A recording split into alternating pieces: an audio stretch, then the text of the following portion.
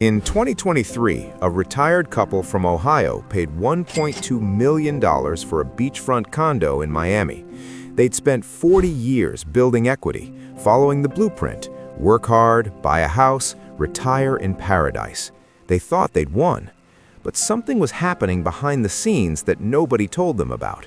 Insurance companies were quietly running the numbers, and what they found terrified them so much that major carriers simply walked away.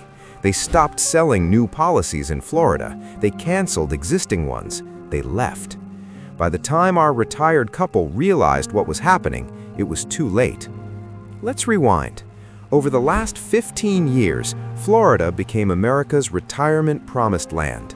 Every financial advisor recommended it. Every YouTube channel praised it. 2 million people moved there in a decade, convinced they'd found affordable housing and eternal sunshine. Miami, Tampa, Naples, entire communities were built specifically to lure retirees with the guarantee of low taxes and beach living. What they didn't mention was that Florida sits at the edge of a climate catastrophe that's already begun. The state has the longest coastline of any mainland state. Most of the population lives within 10 miles of the ocean, and the ocean is rising, faster now than at any point in recorded history. The NOAA, the National Oceanic and Atmospheric Administration, tracks something called sunny day flooding. It's not a storm, it's not heavy rain, it's just high tides pushing water into streets, parking lots, and basements on perfectly clear days. It happens now, every month. In Miami Beach alone, sunny day flooding happens on average 150 days a year now. In 2000, it happened 0 days a year. That's not a trend, that's an exponential curve.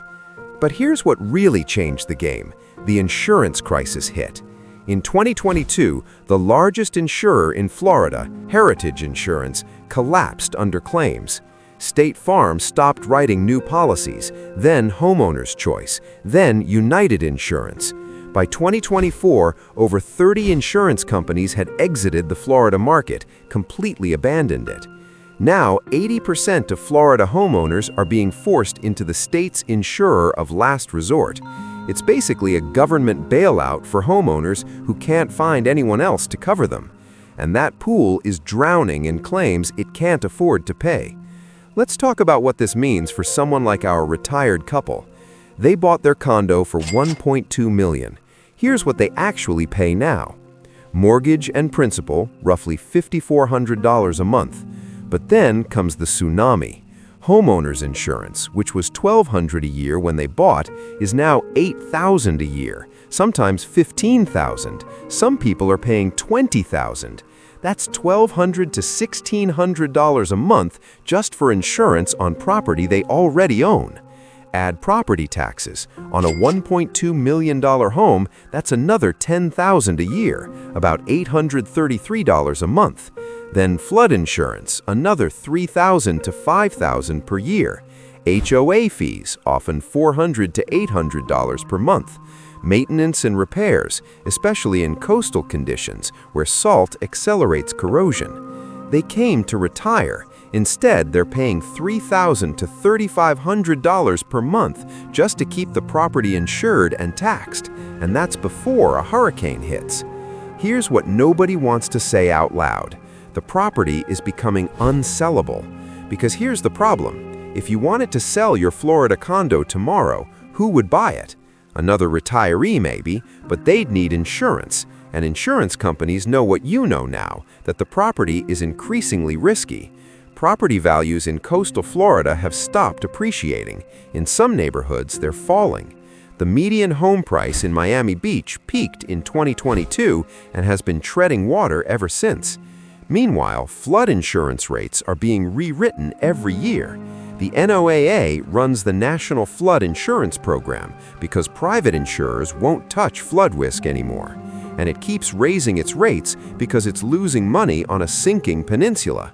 A homeowner in a high-risk flood zone could be paying $8,000 to $15,000 a year in flood insurance alone. The math stops working. At a certain point, the cost of keeping the property exceeds the value of the property itself. And that's when people start realizing they're trapped. They can't sell, they can't walk away, and they can't stay forever. This is the wealth transfer nobody talks about. Retirees came to Florida to preserve their life savings. Instead, they're watching those savings evaporate into insurance premiums and taxes. By 2035, sea levels in South Florida are projected to rise another 8 inches.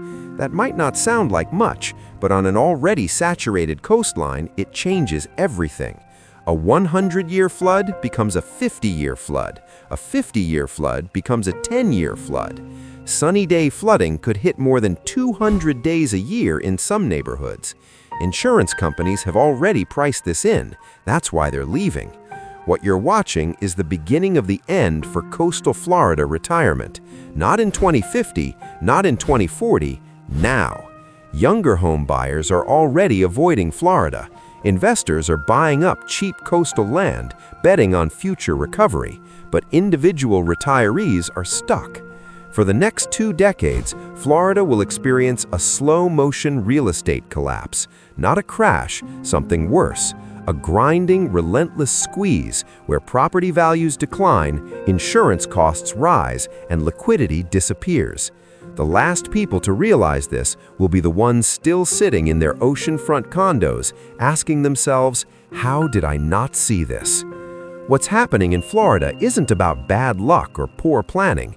It's about how quickly an assumption that waterfront property is always valuable can become obsolete when the environment changes. Insurance companies aren't stupid. They're just reading the data faster than the market. For millions of retirees already living in Florida, that realization is coming. The question isn't whether it's coming. The question is, are they ready for it?